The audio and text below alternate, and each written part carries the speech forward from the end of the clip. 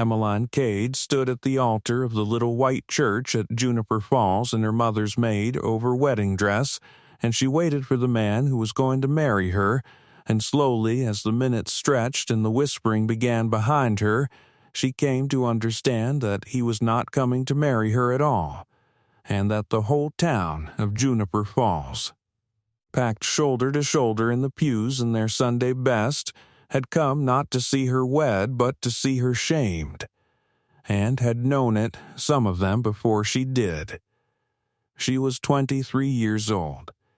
She had waited 8 months for this morning, had sewn on the lace by lamplight, and dried the winter flowers she held now in her cold hands. And she stood in the candlelight before the whole staring town and felt the certainty settle over her like the snow settling on the church roof. Preston Ames was not late. Preston Ames was not coming. Preston Ames had left her at the altar.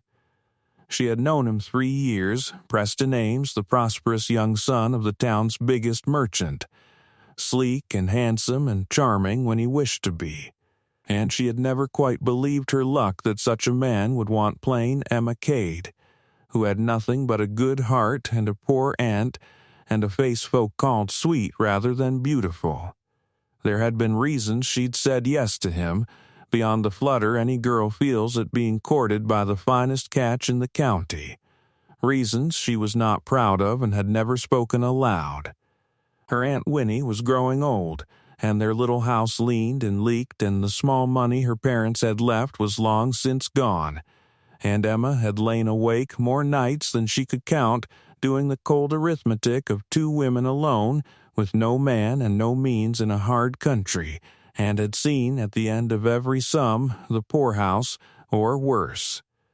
Preston Ames had been a door out of that arithmetic, and so when he'd courted her, carelessly, in between, she saw now, his real pursuit of richer game, she had let herself be courted, and had talked down every doubt, and had told herself that a girl in her position did not get to weigh a man's heart, only his prospects, and ought to be grateful for a roof and a name and security, whatever came attached to them. She had been, she understood now, marrying not a man but a rescue from fear, and there is no crueler place to discover you have done such a thing than an altar before a whole town with the rescue walking away. She understood now, standing shamed at the altar, that she had been right not to believe her luck.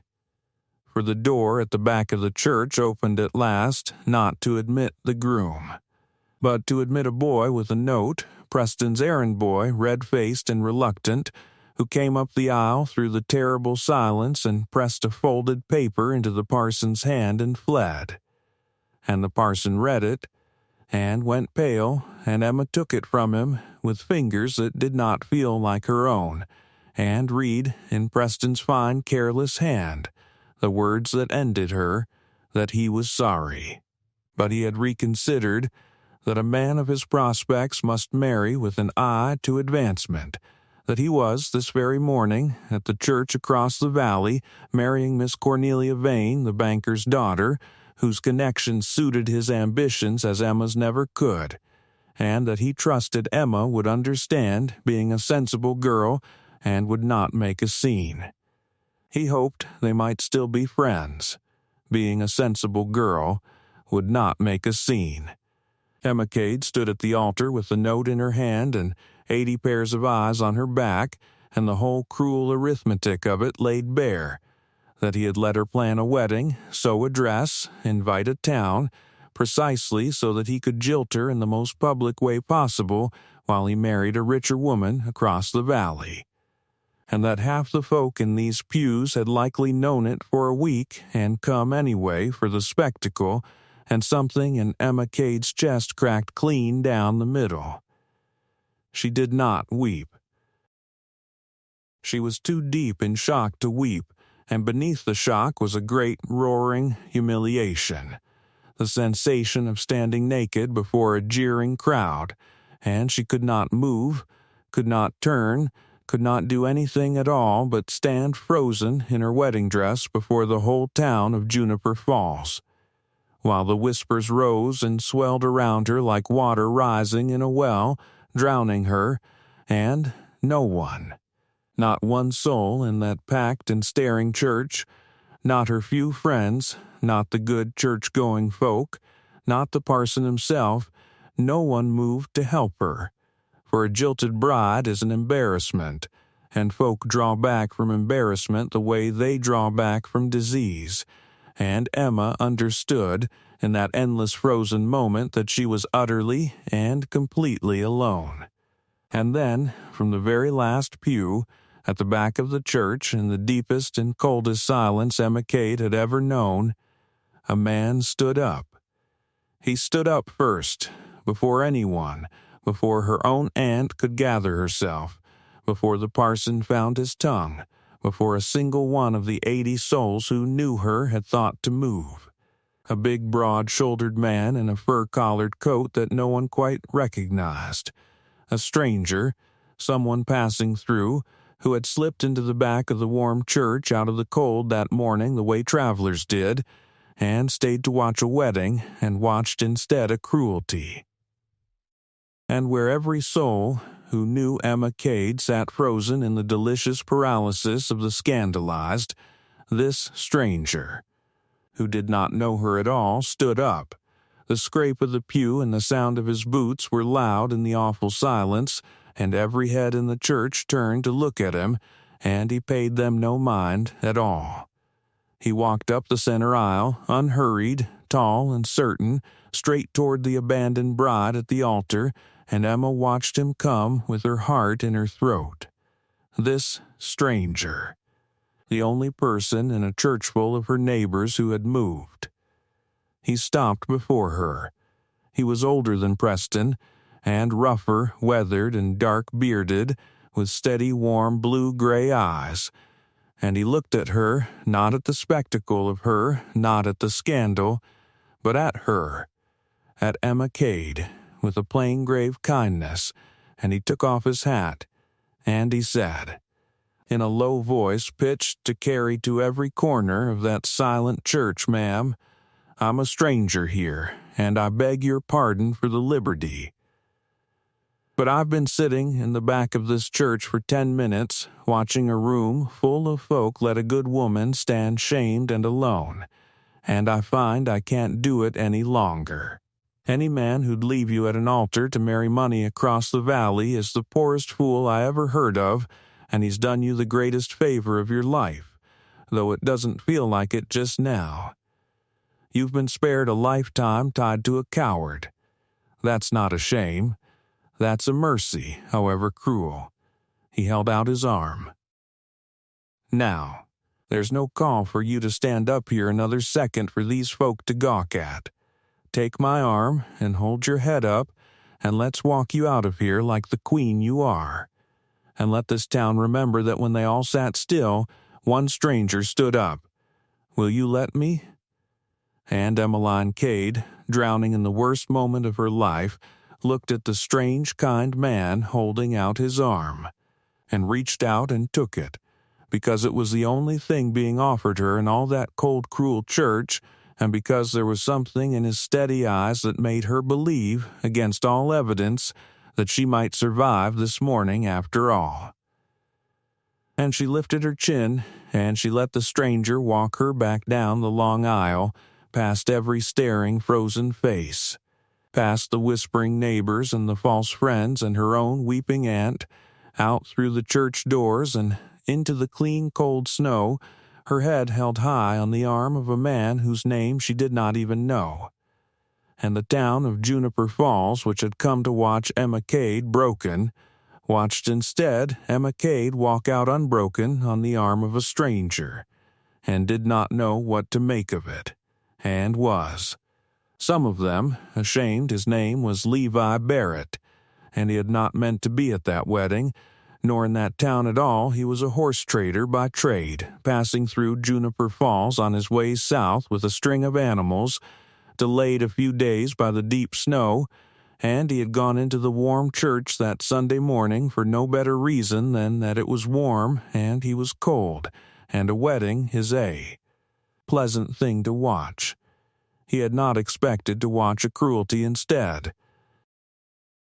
And he had not expected, he told Emma this later when they knew each other better, that the sight of a good woman left shamed and alone before a frozen crowd would reach into him and haul him up out of that pew before his mind had even decided to move. But it had, and he knew why, though it took him a while to tell her, because it had happened once before, in his own life, to his own sister. Her name had been Lena, Levi's older sister, and she had been jilted much the same way, years ago, in the town where Levi grew up, left at the altar by a man who trifled with her and moved on, and Levi had been a boy of 14 then, too young and too stunned to do anything but sit frozen with everyone else while his sister stood shamed. And the town had never let Lena live it down. The cruel talk had followed her, the whispers, the sense that a jilted woman was somehow soiled goods, and Lena, who had been bright and merry, had withered under it, had shrunk and sickened and faded, and had died a few years later. Some said of a fever, but Levi always believed of a broken heart and a town's long unkindness. Unwed and unhappy, and never once defended. And Levi Barrett had carried ever since a boy's terrible guilt that he had sat frozen and done nothing while his sister was shamed, and a man's iron resolve that he would never, so long as he lived, sit frozen again. So that when he saw Emma Cade abandoned at that altar, it was not truly a stranger he rose to defend. It was Lena, and every woman the world had ever left standing shamed and alone while everyone watched and no one moved. He could not save his sister.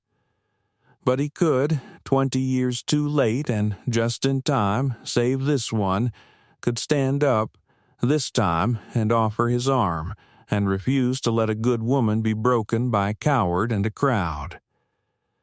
It was, though Emma would not learn the whole of it until much later, the reason he'd wandered so long and settled nowhere in all the years since Lena died, a restless man carrying a debt he could never pay to a sister in the ground, drifting the territory with his horses, never once guessing that the debt would come due in a warm church in a town he'd never meant to stop in, on a snowy Sunday morning, in the shape of a stranger in a made-over wedding dress who needed exactly the thing he'd been unable to give the one woman he'd loved best.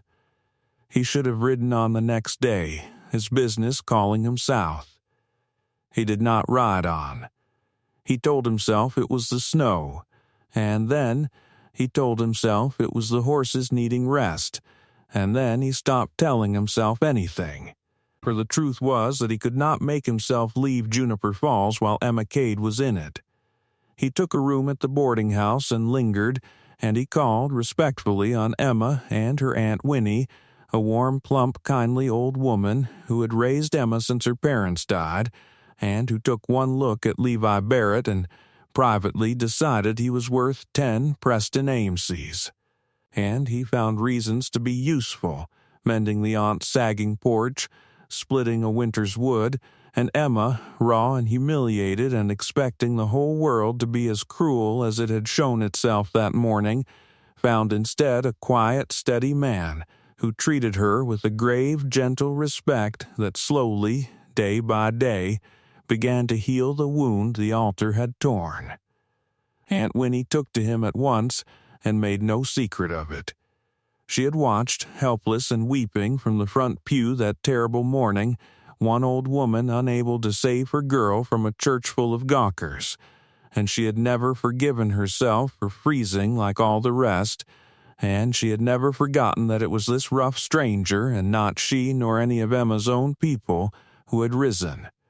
She fed Levi at every opportunity, and talked him up shamelessly, and when Emma protested that it was too soon to be thinking of any such thing, said only, tartly over her knitting, "Child, I have buried a husband and near 70 years of fools, And I know a good man when one splits my wood without being asked and looks at my niece like she hung the moon. You take your time healing, that's only sense. But don't you dare mistake a slow horse for no horse. That one's the real article, and the real article doesn't come by twice in a life. I'd not have you throw away a Levi Barrett out of fear of another Preston Ames, for that's letting the coward win twice. And Emma, who loved her aunt and knew her wisdom, had held those words close and turned them over in the long winter nights, and found she could not disagree. For the town, having watched Emma walk out unbroken, had not forgiven her for it. A town that has geared itself up to enjoy a woman's downfall does not like to be cheated of it.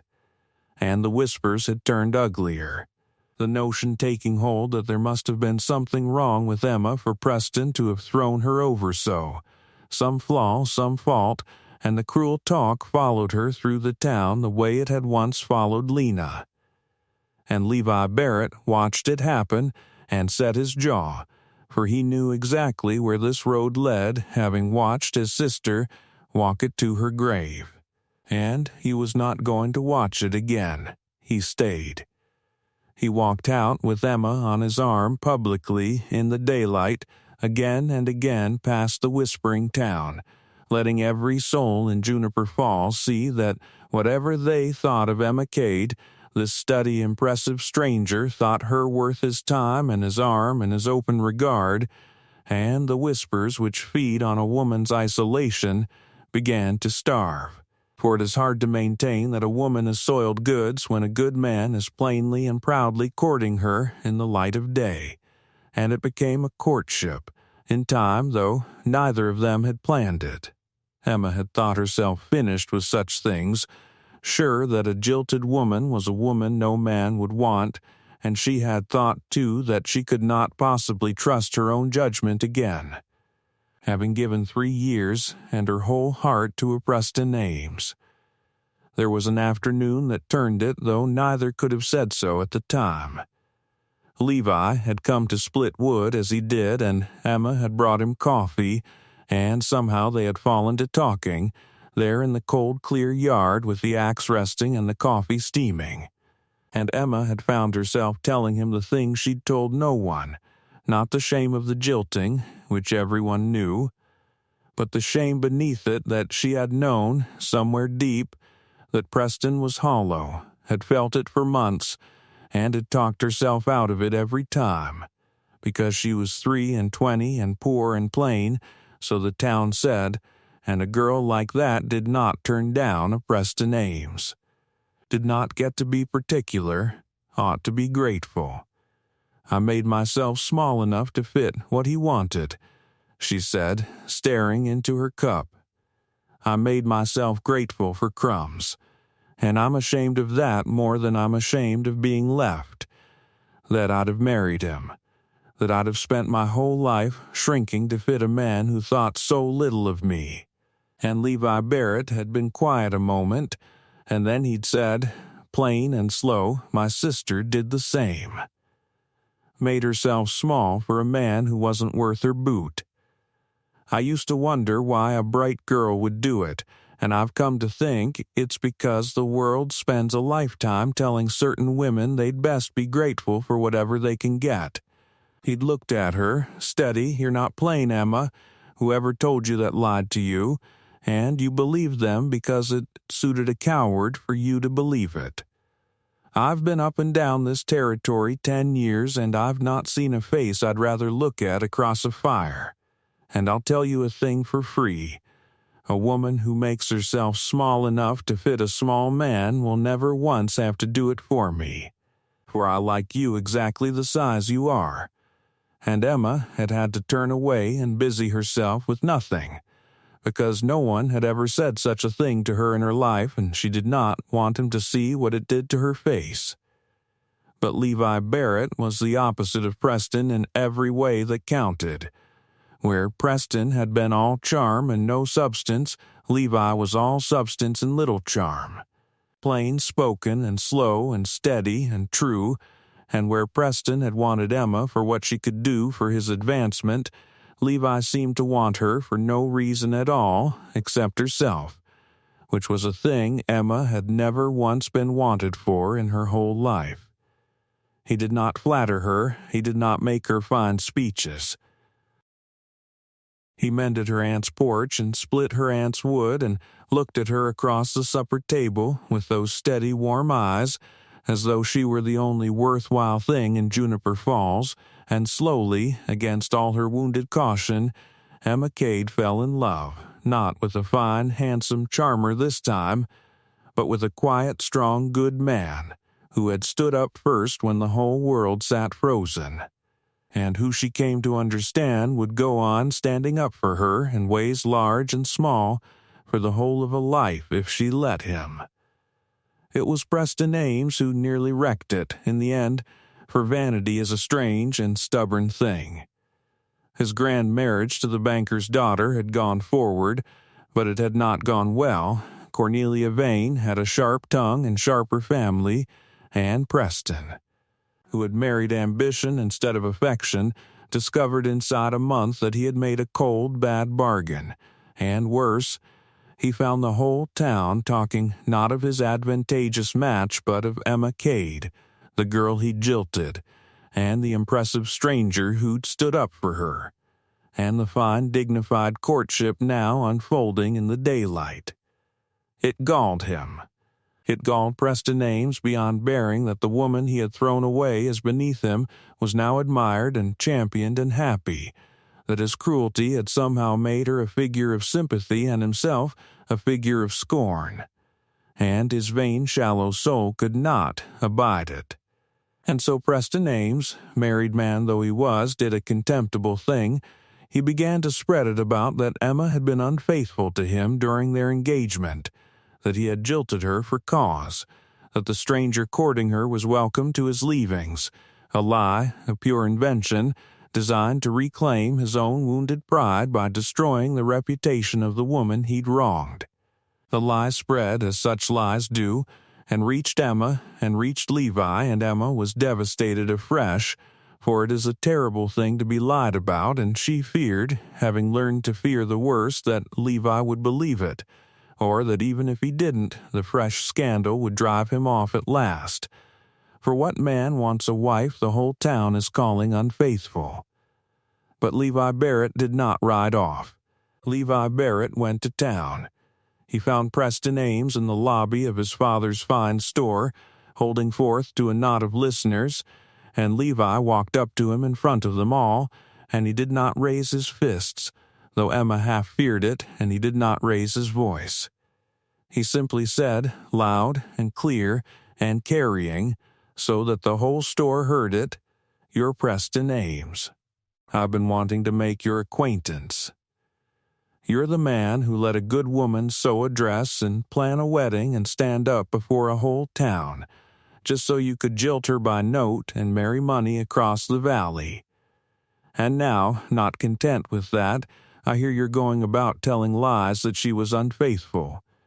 Lies, Ames, and every soul who knows Emma Cade knows their lies, for there's not a truer heart in this territory, and the only unfaithful party in that engagement was you, who courted her 3 years while you were angling for a banker's daughter the whole time." He stepped closer, and his voice dropped, and it was somehow more terrible quiet than it would have been shouted. "Here's what's going to happen. You're going to stop. You're going to take back every lie you've told about that woman publicly to every soul you told it to, starting today. Because if you don't, I am going to stand up in the middle of this town, the way I stood up in that church, and you may have heard how that went for you, and I am going to tell every last person in Juniper Falls the whole true story of what you did, in detail, with dates. And I am going to keep telling it until your name is worth even less than your character, which I'd not have thought possible. You tried to break a good woman to soothe your own vanity. I've watched a coward do that to a woman once before, and she didn't survive it, and I swore I'd never stand by for it again. So I'm not asking you, Ames, I'm telling you. Take it back in Preston Ames, who was a coward to his marrow, for only a coward jilts a woman by note, looked into the steady, implacable eyes of Levi Barrett, and understood that he had finally crossed a man who would not be managed or charmed or waited out. A man who meant every word, and his nerve broke as a coward's nerve always breaks when it is finally called. He took it back. He retracted the lie, publicly, shamefaced, to every soul he'd told it to, driven to it by the daily dread of Levi Barrett's promised reckoning, and in the taking back the whole ugly truth of what Preston had done came fully into the light at last, and the town of Juniper Falls, which had been so ready to believe the worst of Emma, was forced to sit with the fact that the fault had been Preston's all along, and to feel, at last, the shame it should have felt in that church. Public opinion, which is a weather vane and nothing more, swung hard about. Emma Cade became the wronged and gallant heroine of the tale, and Preston Ames its villain and its fool, soddled with a cold marriage and a ruined name. And it was no more than he deserved, and Emma found she could not even be bothered to hate him any more, for Levi had been right that first morning in the church. Preston Ames had done her the greatest favor of her life, and she had walked out of that church on the arm of the favor. Emma had not gone with Levi to the store that day, had not even known he meant to go until it was done. And when she learned of it, of how he had stood up in the middle of the town and defended her name to the man's face, she had gone out to Kestrel Ridge where he was building his house and found him working, and she had stood at the edge of the clearing a moment just watching him. This man who kept standing up for her, and then she had crossed to him and taken his rough face in her two hands, which she had never dared do before, and she had said, "You keep doing it. You keep standing up for me." In the church, and now in the town, and I don't Levi. No one has ever once in my life stood up for me. Not once. I didn't know it was a thing that happened to me. I thought it was a thing that happened to other women, better women. And Levi had set down his tools and covered her hands with his and said, "Lo, then you were told wrong about yourself your whole life, and I mean to spend the rest of mine telling you right. It's not that you're finally worth standing up for, Emma. You always were. There was just never anybody near enough with the sense to see it and the spine to do it. That's not your failing. It's theirs. And it's ended now." And Emma had kissed him then, for the first time, in the cold clearing on Kestrel Ridge, with the half-built house behind him, and it was nothing at all like the careful, measured kisses Preston had given her when he remembered to.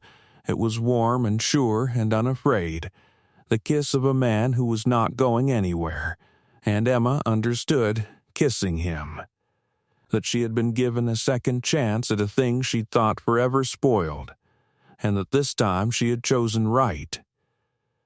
Levi Barrett did not go south with his horses. He sold them and bought a good piece of land up on Kestrel Ridge above Juniper Falls, and built a house on it, and he did his courting properly and slowly, the way Emma deserved after the cheat that had come before. And when at last he asked her to marry him, it was not with a fine speech but with the plain words that suited him. "I stood up for you in that church, because I couldn't watch a good woman shamed. But I've stayed for you all these months, because I've come to love you past anything I've ever known, and I find I want to stand up for you, and beside you, and behind you, every day for the rest of my life. I'm not much for pretty words, Emma, but I'll never leave you standing anywhere alone, not at an altar nor anywhere else, so long as I live. Marry me. Let me be the man who stands up first, and last and always for you." And Emmeline Cade, who had once stood shamed and alone at an altar while a whole town sat frozen, looked at the man who had risen from the back pew for a stranger, and said yes, and meant it with her whole healed heart. They were married that spring in the same little white church at Juniper Falls. Emma had thought she'd never set foot in it again. But Levi had said, gently, that she ought not let a coward steal a whole church from her. And he was right. And this time the town came not to watch her shamed, but to watch her wed, and this time the man was waiting for her at the altar when she came up the aisle, waiting with his heart in his steady eyes. And there was no note, and no cruelty, and no frozen silence, only Levi Barrett standing tall and sure at the front of the church, having been, this time, the first one there. He had come to the church an hour early, and Winnie reported gleefully afterward, and stood at that altar the whole hour waiting, though the parson told him twice there was no need, because he'd said Emma had once walked up an aisle to an empty place, and he wanted her to see him standing there the very moment the doors opened, so that never again in her life would she come up a church aisle wondering if the man would be there. And when the doors did open, and Emma came through them on her aunt's arm in a new dress the color of spring, the first thing she saw was Levi Barrett at the far end, waiting, watching her come as though she were the only thing in the whole world worth watching. And she thought her heart would break with the sweetness of it, after the bitterness that had come before, and she walked up that aisle on legs that wanted to run. Aunt Winnie wept for joy in the front pew, and afterward declared to anyone who would listen that she had known that quiet horse trader was the real article from the very first day he split her wood. And when the parson asked who gave this woman to be married, it was the whole town that had once shamed her that answered, shamefaced and glad and making what amends a town can make, and Emma forgave them. For she had learned that a heart carried lighter for forgiving, and she had a whole warm life ahead of her now and no room in it for old bitterness. They lived long and well up on Kestrel Ridge, Levi and Emma Barrett, and raised their children in a warm house where no one was ever left standing alone, and Emma never forgot the worst morning of her life, nor wished to, for it had led her by the strangest and cruelest road to the best thing that ever happened to her. She had stood shamed at an altar while a whole town sat frozen, and one man, a stranger, who owed her nothing, who had his own old grief driving him, had stood up first, when standing up first was the hardest and bravest thing in that whole cold church, and had walked her out into the rest of her life. And Emma came to believe that this was the truest measure there is of a person's worth more than charm or prospects or fine words or a banker's connections, not what they promise you when the whole world is watching and it costs them nothing, but whether, when you are shamed and alone and everyone else sits frozen, they are willing to be the one who stands up first. Preston Ames had promised her everything before a crowd, and given her nothing. Levi Barrett had promised her nothing, and stood up, and Emmeline Cade, who had learned the difference the hard way, spent the rest of her happy life grateful beyond words for the coward who left her at the altar, and, far more, for the good man in the back pew who would not sit still while a stranger stood alone.